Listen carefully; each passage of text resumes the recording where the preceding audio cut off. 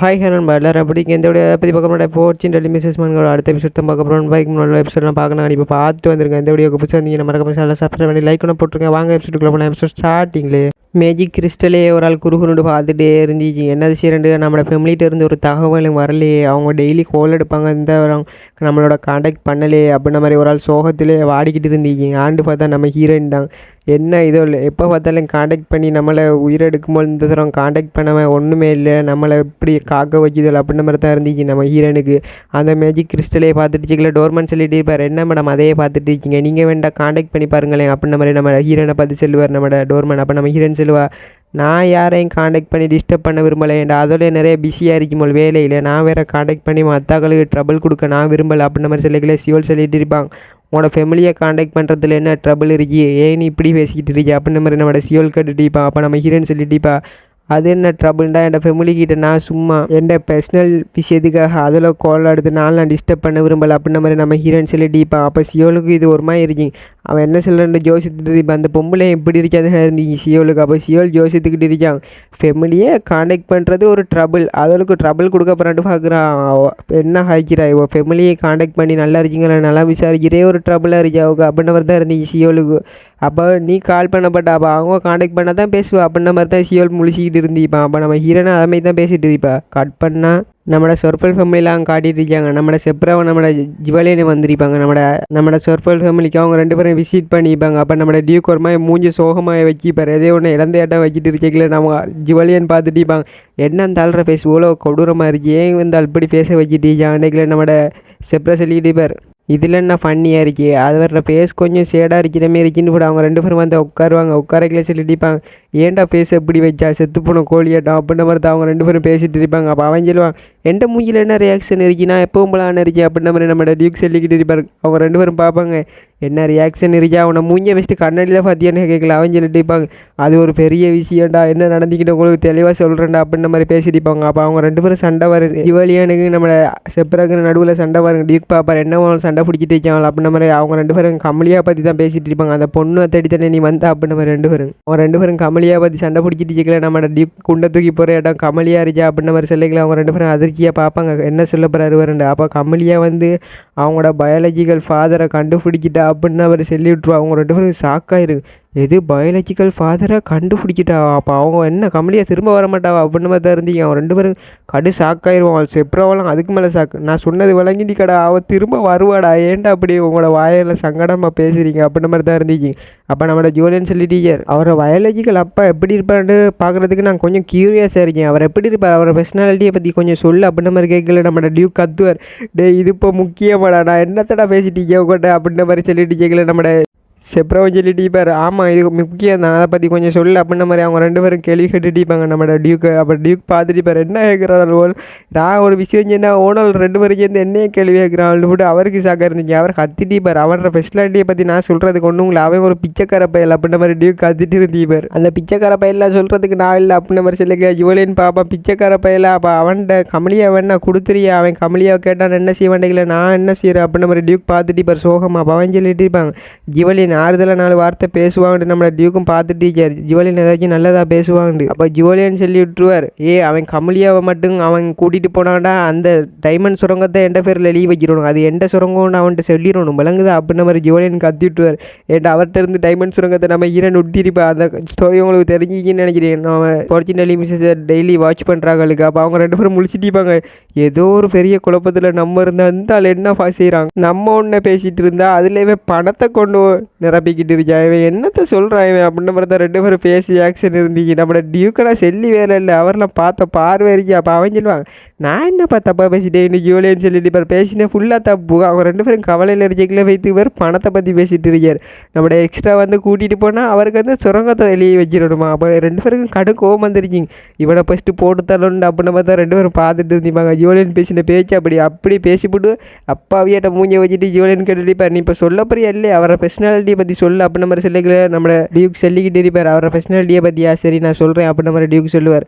அவன் வந்து ஒரு பிச்சைக்கார பயல்ப்பா. அவன் வந்து நம்மட கிரேசியா எம்பையர்லேயே மிகப்பெரிய எம்பையராக இருக்கிற அந்த எம்பையரோட வலது கை தான் அவன். அவர வலது கையாக இருந்துக்கிட்டே அவன் நிறைய போர்லாம் வெற்றி கொண்டிருக்கான். வாரிலாம் கலந்துக்கிட்டாங்கன்னா அந்த வாரே வெற்றின்னு நினைக்கிறான். அவ்வளோ பவர்ஃபுல்லான ஆள் அவன் அப்படின்ன மாதிரி அவங்க 2 பேரும் அவங்க பேசிக்கலையே நம்மளோட எக்ஸ்ட்ராவை பற்றி சொல்லிட்டு இருப்பாங்க. அப்போ அவருக்கு டியூக்குக்கு தெரிஞ்சிருச்சு எக்ஸ்ட்ரா நம்ம ஹீரோன்ட்ட மறைச்சிருக்காரு. கட் பண்ணால் நம்மட ஆர்சியனும் பெட்ரோ நடந்து வந்துட்டு இருப்பாங்க. வழியில் நடந்து வந்துக்கல ஏன் இந்த காற்றெல்லாம் ஒரு மாதிரி கமலியா எல்லாத்தால அவங்கள்ட்ட அப்படி பேசிட்டு இருப்பாங்க. கமலியா எல்லாத்தால உங்களுக்கு காற்றெல்லாம் வித்தியாசமாக இருக்கணுமே தான் இருந்துச்சு நம்மளுக்கு. அவர் 2 பேரும் அதை பற்றியாக பேசிட்டு வந்துட்டு இருப்பாள். இந்த அட்மாஸ்பியரே ஒரு மாதிரி வித்தியாசமாக இருக்குன்னு பார்த்துட்டு வரைக்கல. அங்கே ஒரு ஆளை பார்க்குறேன் நம்மளோட பெட்ரோ பார்த்துப்பட்டு அங்கே இருக்கிறாள் அவன் நபர் அப்படின்ற மாதிரி அவங்க 2 பேரும் பேசிட்டு இருப்பாங்க. பார்த்தா அங்கே ஒருத்தன் தனியாக நின்றுட்டு இருந்திப்பான். நம்மளோட லுட்விலாக தான் இருந்தீங்க. லுட்வில் வந்து அவனோட ஸ்வாடை வச்சுக்கிட்டு எதையை பற்றி யோசித்துக்கிட்டு அதே இடத்துல அமைதியாக நின்றுக்கிட்டு இருந்திப்பான். நம்மளோட கம்பெனியை பற்றி தான் திங்க் பண்ணுறாங்கன்னு நினைக்கிறேன். அப்போ அவங்க 2 பேரும் போவாங்க லுட்வில்கிட்ட. அப்போ நம்மளோட பெட்ரோ ஹலோ பிரதர் உங்களை பார்த்தே ரொம்ப நாளாகி அப்படின்ன மாதிரி பிரதர்ன்ட்டு சொல்லிக்கிட்டு போவான். பெட்ரோ கிட்டே போய்க்கலே ஹேப்பா நீங்கள் ஏதாச்சும் கவலையிலேயே இருக்கீங்க, பார்த்தா சேடாக இருக்கிற மாதிரி ஃபீல் ஆகுது, ஏதோ வரியில் இருக்கீங்க போல் நீங்கள் அப்படின்ற மாதிரி அவன் பேசிட்டு இருப்பான் நம்மளோட லுட்விலை பார்த்து. அப்போ லுட்விலும் அவங்க வாரத்தை பார்ப்பாங்க. அப்போ அவன் சொல்லிட்டுப்பான் கன நாளாக்கி பார்த்து அப்படின்ற மாதிரி லுட்விலும் சொல்லிக்கல. ஆர்சியனுக்கு இருக்கீங்க என்ன இவன் கொஞ்ச நாள் தான் பழவிருக்கான் பிரதர்ன்றெல்லாம் கூப்பிட்றான்டா. ஆர்சியனுக்கு ஒரு மாதிரி தீஞ்சிக்கிட்டு இருந்தீங்க பின்னால் ஏதோ ஒரு பிரதர்ன்றெல்லாம் கூப்பிட்டுட்டு கொஞ்ச நாள் பழக்கத்துலேயே பிரதராங்க அவனுக்கு எப்படி பஃபியமாக பேசுகிறாங்கன்னா அப்படின்ற மாதிரி தான் இருந்தீங்க ஆர்சியனுக்கு. அப்போ லுட்வில் சொல்லிக்கிட்டு இருக்கான் அதெல்லாம் ஒன்றும் இல்லை என்னைய பற்றி கவலைப்படாங்க அப்படின்ற மாதிரி நம்மளோட லுட்விலும் சொல்லியிருப்பான். நான் ஒன்றை பற்றியும் யோசிக்கலை அப்படின்ற மாதிரி சொல்லிட்டு ஆர்சியன் பார்ப்பான். பயபிள் எதையை பற்றி யோசித்துக்கிட்டு இருக்காங்க தான் இருந்தீங்க ஆர்சியனுக்கு. அப்போ நம்மளோட லுட்வில் சொல்லிக்கிட்டு இருப்பான் கமலியா வந்து அவனோட பயாலஜிக்கல் ஃபாதரை மீட் பண்ணிட்டா அப்படின்ற மாதிரி அவங்க 2 பேரும் பேசிகிட்டு இருப்பாங்க. அப்போ இதெல்லாம் பின்னால் அந்த ஆர்சியன் கேட்டுட்டு இருப்பான். அப்போ லுட்வில் சொல்லிக்கிட்டு இருப்பாங்க அவக்கும் 2 வழி இருக்கு. ஒன்றும் அவங்களோட பயாலஜிக்கல் ஃபாதரோடைய எரிச்சலுங்க இல்லாட்டி திரும்ப இங்கே வரலுங்க எங்களோட ஃபேமிலிக்கே வந்து சேரலுங்க அப்படின்ற மாதிரி லுட்வில் ஒரு மாதிரி சோகமாக சொல்லிக்கிட்டு இருந்திப்பாங்க. அப்போ பின்னால் அந்த அவங்க 2 பேரும் இதெல்லாம் பார்த்துட்டு இருந்திப்பாங்க. சாக்கா இது லுட்வில் தானே இது அப்படின்ற மாதிரி இருந்துச்சிங்க. அப்போ அந்த ரவியை பற்றி கேட்டிருப்பாங்க. பயாலஜிக்கல் ஃபாதரை கண்டுபிடிச்சிட்டேன்னு தெரிஞ்சோடனே நம்மளோட ரவி அந்த வீட்டை விட்டு கிளம்பியிருப்பாங்க. அவன் அந்த மேஜிக் டவருக்கு போனதுலேருந்து திரும்ப வரவே இல்லை 2 வீக்ஸ் அப்படின்ற மாதிரி நம்மளோட லுட்வில் எல்லாத்தையும் சொல்லிட்டு இருப்பாங்க. ரவிக்கு என்ன நடந்துக்கேரியா அப்படின்ற மாதிரி அவங்க 2 பேரும் ஃபீல் பண்ணியிருப்பாங்க. அப்போ நம்மளோட லுட்வில் நான் யோசித்துப்பட்டு கமலியா வந்து என்ன முடிவெடுக்க போகிறாண்டு ஹரியா அவருக்கு 2 ஆப்ஷன் இருக்குது. இங்கே வரலுங்களாட்டியே அங்கே பயாலஜிக்கல் ஃபாதரோட எரிச்சலுங்க அப்படின்ற மாதிரி நம்மளை லுட்வில் சொல்லிட்டு இருப்பாங்க. அப்படி கமலியாவோட முடிவு இல்லாமல் அந்த எக்ஸ்ட்ரான்றவன் தடுத்தாங்கடா நாட்டுக்கடையில் போர்கள் நடக்கும் அப்படின்ன மாதிரி கோமா செல்வான் லுட்வில். அவங்க 2 பேருக்கும் தூக்கி வர பெற்று என்ன போர் நடக்குமா கமலியாக்காக அப்படின்ன மாதிரி 2 பேரும் டவுட்லேயே முழிச்சிட்டு இருந்து இப்போ அவள் என்ன சொல்கிறார் லுட்வில்ன்ற மாதிரி கட் பண்ணால் ஒரு ஆள் நம்ம ஹீரோனை பார்த்து கேட்டுட்டு இருக்கீங்க இந்த மார்க்கெட்டுக்கெல்லாம் பெய்துட்டு வருவோமா சும்மா வீட்டில் இருந்து போராக இருக்கீங்க உனக்கு அப்படின்ன மாதிரி ஒரு ஆள் கேட்டுட்டு ஏன்னு பார்த்தா நம்ம ஜீனர் கேட்டுடிப்பாங்க என்ன உனக்கு விருப்பம் இருக்கா சுற்றி பார்க்குறதுக்கு இந்த இடத்த போன முறை சுற்றி பார்க்குறதுல ஏதாவது ஒரு தடங்களை ஏற்பட்டுட்டு போல அப்படின்ற மாதிரி சொல்லிக்கல தடங்களை உருவாக்கினதே நீ தாண்டா இப்படி பேசிகிட்டு இருக்கேன் அப்படின்ற மாதிரி தான் இருந்துச்சு நம்ம ஹீரோனுக்கு. சரி ஒன்றையோட வரணும் எந்த பிரச்சனையும் இல்லை அப்படின்ற மாதிரி நம்ம ஹீரோனு சொல்லியிருப்பா. ஏன்டா அவனே அசாசின் அவனை யார் அசாசின் பண்ண வரப்போறாங்கன்னு ஃபீல் ஆகி நம்ம ஹீரோனுக்கு. அப்போ அவங்க 2 பேரும் போகலான்ட்டு பிளான் போட்டுட்டு இருப்பாங்க. அப்போ நம்ம ஹீரோ இன்னமும் அந்த கிறிஸ்டலை விட்டு போய் திரிக்க மாட்டா அதே இடத்துல இருந்து அந்த மேஜிக் கிறிஸ்டலே பார்த்துட்டு தான் இருந்து இப்போ நம்ம ஹீரோயின் யாராச்சும் நம்மளை காண்டாக்ட் பண்ணுவாங்களா அப்படின்ற மாதிரி. ஏன்னா அவங்களோட பயாலஜிக்கல் ஃபாதரை நம்ம ஹீரோயின் மீட் பண்ணாண்டு வீட்டுக்கு தெரிஞ்சுட்டு அதெல்லாம் அவங்க காண்டாக்ட் பண்ண மாட்டாங்க நம்ம ஹீரோயின் அதெல்லாம் தெரிஞ்சிருச்சேன்னு நம்ம ஹீரோயினுக்கு எண்ணும். அப்போ நம்ம ஹீரோயின் சிரிச்சுக்கிட்டே சரி போகலாம் அங்கே நான் இங்கே வீட்டில் சும்மா போர் அடிக்கிட்டு கிடக்கணைக்கா அங்கே போனால் ரிலீஃபாக இருக்குன்னு நம்ம ஹீரோயின் கிளம்பிடுவா. அந்த இடத்த தான் காட்டுறாங்க ஈவினிங் டைமில் சும்மா அந்த மாரிக்கு கிளைமேட்லாம். அப்போ அதெல்லாம் ரசிச்சுக்கிட்டு அவங்க 2 பேரும் பெய்த்துட்டு இருக்காங்க. அந்த இடம் ஃபுல்லாக ஒரே க்ரௌடாக இருக்கு. எப்பவும் அந்த இடம் ஃபுல்லாக பலகாரங்கள் எல்லாம் அழகாக விற்றுட்டு கிடக்காங்க. ஜாவரமெல்லாம் பண்ணிக்கிட்டு நிறைய பிஸ்னஸ் நிறைய இருக்குது. அதெல்லாம் பார்க்குற நம்ம ஹீரோயின் பரவாயில்ல எவ்வளோ பிஸ்னஸ்லாம் செய்கிறாங்க பூச்செடிகள்லேருந்து பலகாரம் எல்லாம் இந்த இடமே ரொம்ப பியூட்டிஃபுல்லாக இருக்குது அப்படின்ற மாதிரி தான் இருந்துச்சு நம்ம ஹீரோனுக்கு.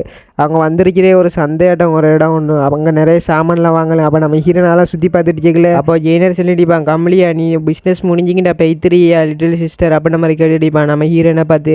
ஏன்னா நீ போனீன்னா நான் ரொம்ப சேடாக ஃபீல் ஆகுவேன் நீ போனீன்னா என்ன லிட்டில் சிஸ்டர் இழந்த மாதிரி ஃபீல் ஆகும் எனக்கு அப்படின்ற மாதிரி அவன் ஒரு மாதிரி கவலையாக பேசுகிற மாதிரி பேசிட்டு இருப்பான் நம்ம ஹீரோனை பார்த்து.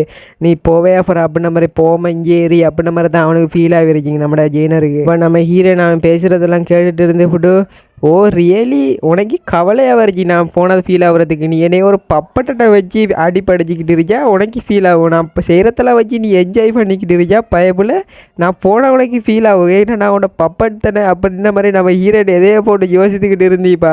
அப்போ நம்ம ஹீரோனை எவனோ ஒருத்தன் இடிச்சிருவான். நம்மளோட ஜெயினர் இங்கேலவா கம்மியாக பார்த்து அப்படின்ற மாதிரி நம்ம ஹீரோனை காப்பாற்றுவான். அவன் இடிச்சவன் சோரி என்னை மன்னிக்கிற தெரியாமல் பட்டுட்டு அப்படின்ற மாதிரி சொல்லிட்டிப்பான். அவன் ஒரு நைட்டாக இருந்திப்பான். அவன் நம்ம ஹீரோன்ட்ட மன்னிச்சிருங்க தெரியாமல் பட்டு அப்படின்ற மாதிரி ஒவ்வொரு மன்னிப்பு கட்டுப்பட்டு சரி நான் அவசரமாக கிளம்பணும்னு பேத்திப்பேன். நம்ம ஹீரோயின் பாப்பா யார் இவன் உண்மையிலேயே ரொம்ப ஸ்ட்ராங்காக இருக்கான் அப்படின்ற மாதிரி தான் பார்த்துட்டிப்பான். நம்மளோட ஜெயினர் அதை பார்த்து ரொம்ப அதிர்ச்சியாக இருந்திப்பான் அவனை பார்த்து. அப்போ நம்ம ஹீரோயின் இதை நோட் பண்ணிப்பா. என்ன ஜீனர் என்ன நடந்திக்கு ஏதாச்சும் ஸ்ட்ரேஞ்சாக நடந்திக்கா ஏதாச்சும் அப்படின்னு மாதிரி கேட்டுச்சுக்கலாம். அவன் சொல்லிட்டுப்பான் அப்படியெல்லாம் ஒன்றும் இல்லை. அந்த போனவனை பற்றி உனக்கு தெரியுமா நம்ம ஹீரோயின் கேட்கும். அவன் சொல்லிட்டுப்பாங்க போனால் என் ஃப்ரெண்டு அப்படின்ற மாதிரி கேட்கல. நம்ம ஹீரோனை சாக்காக இருந்துச்சிங்க எது உன்னோட ஃப்ரெண்டு அப்படின்ற மாதிரி. அவன் ஓடிருப்பான் அங்கேருந்து திரு ஜெயினர். அவன் ஓடுறதையே பார்த்துட்டே இருந்திப்பான். அவன் அங்கே போனது பிறகு நம்ம ஹீரோன்ட்ட பார்த்து சொல்லுவான் ஜீனர் அவன் என்னை ஃப்ரெண்டாக இருந்தான் ஒரு காலத்தில் அப்படின்ற மாதிரி சொல்லிக்க. நம்ம ஹீரோயின் பாப்பா அவனோட ஃப்ரெண்டு நான் இது பேசேன்ப்பா ஏங்க உன்னை பார்க்காம போகிறான்டைக்கில் ஜீனர் சோகமாக செல்ல ஆரம்பிக்கிறான். அவன் என் போன வாழ்க்கைக்கு முந்தின வாழ்க்கையில் இருந்து ஃப்ரெண்டாக இருந்துச்சான் அவன். ஆனால் இப்போ என்ன அவனுக்கு ஞாபகம் இருக்கான் இன்றைக்கில் நம்ம ஹீரோனுக்கு அது ஒரு மாதிரி சோகமாக இருந்துச்சு. ஏன்டா ஜெயினர் 26 தூரத்துக்கு மேலே செத்து திரும்ப அதே வாழ்க்கையை வாழ்ந்துருச்சான். அதெல்லாம் அவனுக்கு நிறைய ஃப்ரெண்ட்ஸ் எல்லாம் கிடச்சிருப்பாங்க. ஆனால் அப்போ அந்த ஃப்ரெண்ட்ஸை ஞாபகம் வரையே ஏன்டா அவன் திரும்ப பிறந்திப்பாங்க. அதில் அதை பற்றி நம்ம ஜெயினர் ஒரு மாதிரி சோகமாகவே சொல்லிட்டு இருப்பான். நான் அவன்கிட்ட திரும்ப பற்றி பேச முயற்சி செஞ்சேங்க. ஆனால் என்ன செஞ்சிட்டாலும் அவனோட ஃப்ரெண்டாகி நான் ஒரு 2-3 தடவை ஃப்ரெண்டாகி பார்த்தேன் அவனோட. ஆனால் அதுக்கப்புறம் எனக்கே வெறுத்து போய்த்து அவனோட ஃப்ரெண்டாகி. ஏன்டா அது ஒரு மாதிரி எனக்கு ஃபீலாக எனக்கு வெறுக்கிறேட்டாங்க ஏனேரியா அப்போ நம்ம ஒரு மாதிரி சோகமாக சொல்லிட்டுப்பா நம்மளோட ஜெயினர். இதெல்லாம் ஜெயினர் செல்லிக்கலையே நம்ம ஹீரோயின் ஒரு மாதிரி பாவமாக பார்த்துட்டிப்பா. அவனோட மூஞ்சியே பார்த்துட்டிப்பா நம்ம ஹீரோயின். இவனுக்குள்ள இவ்வளோ சேடான ஸ்டோரி இருக்கா அப்படின்ற மாதிரி தான் இருந்துச்சு நம்ம ஹீரோனுக்கு. அப்போ நம்ம ஹீரோயின் தனியாரி அப்படின்னு போட்டு நம்ம ஹீரோயின் அங்கேருந்து கிளம்பிருப்பா. ஜெயினர் ஒரு மாதிரி சோகமாக நின்று பார்த்துக்கள். திடீர்னு நம்ம ஹீரோயின் என்ன சொன்னா அப்படின்ற மாதிரி அவன் சாக்கா பார்த்துட்டிப்பா. நம்ம ஹீரோயின் ஏதோ சொன்னாவே அப்படின்ற மாதிரி சாக்கா பார்த்துக்கலாம். நம்ம ஹீரோயின் கேட்பா என்னாண்டு. அப்போ நம்ம ஹீரோயின் சொல்லிக்கிட்டுப்பா உடைய நான் தனியாக கொஞ்சம் நேரம் இருக்கே சொன்னேன் அப்படின்ற மாதிரி நம்ம ஹீரோயின் சொல்லிட்டிப்பா. அவன் பாதுக்கே பார்ப்பான் என்ன சொல்கிறா இவ அப்படின்ற மாதிரி. ஏப்பா நான் சொன்னது புரியலையா உனக்கு எல்லாத்துக்கும் தனிமையாக சொல்யூஷன் தனிமையாக இருந்து கொஞ்சம் நேரம் ஃபீல் பண்ணிட்டு வாடா அது அப்படின்னு பார்த்தா இருந்துச்சு நம்ம ஹீரோனுக்கு. நம்ம ஹீரோனால் சொன்னோன்னே அவனுக்கு சாக்காக இருந்துச்சு. அப்போ சரி இருக்க விருப்பம்ல நான் பார்க்கலாமோ சந்தையை சுற்றி பார்க்க வேண்டிய நிறைய வேலை கிடக்கு அப்படின்ற மாதிரி நம்ம ஹீரோன் அவனை கூப்பிட்டுட்டிப்பா. அவனுக்கு சாக்காக இருந்துச்சு. இந்த பொம்பளை எப்போ பாரு நீ அதிர்ச்சி ஆக்கிட்டே இருக்கியான்னு அவன் சிரிச்சிட்டிப்பா கக்கா புக்காண்டா. அதோட எபிசோட் முடியுது கைஸ். அடுத்த எபிசோட் சந்திப்போம். ஏன் ப்ரோ இவ்வளோ டியூரேஷனை கம்மியாக போட்டுட்ருக்கான்னு கேட்டிங்கடா. சாப்டர் ரிலீஸ் ஆகினாத்தாயோ போடலை. சாப்டர் கொஞ்சமாக ரிலீஸ் ஆகிட்டு கிடக்கு. அவனால் சாப்டரை மின்னல் வகத்தில் ரிலீஸ் பண்ணிட்டு அவன் நான் நினைச்சேன் கொஞ்ச நாள் கூட ரிலீஸ் பண்ண மாட்டான். அவள் 2 சாப்டர் 3 சாப்டர் அப்படின்ற மாதிரி ரிலீஸ் பண்ணிவிட்டு நிப்பாட்டிடுவான் அப்படின்னு பார்த்தா சாப்டர் டெய்லி ரிலீஸ் ஆகிக்கிட்டு இருக்கு இப்போ ஒரிஜினல் மிஸ்ஸஸ் மான்கா. அண்ட் அது ரொம்ப இன்ட்ரெஸ்டிங்காக வரதால நிறைய பேர் இப்போ ரீட் பண்ண ஆரம்பிச்சிட்டான் அவன் மான்காவை. அதில் ரொம்ப இன்ட்ரெஸ்டிங்காக போகுது. நானும் எடுத்து போடுறேன். பாய் காய்ஸ் அடுத்த எபிசோடில் சந்திப்போம்.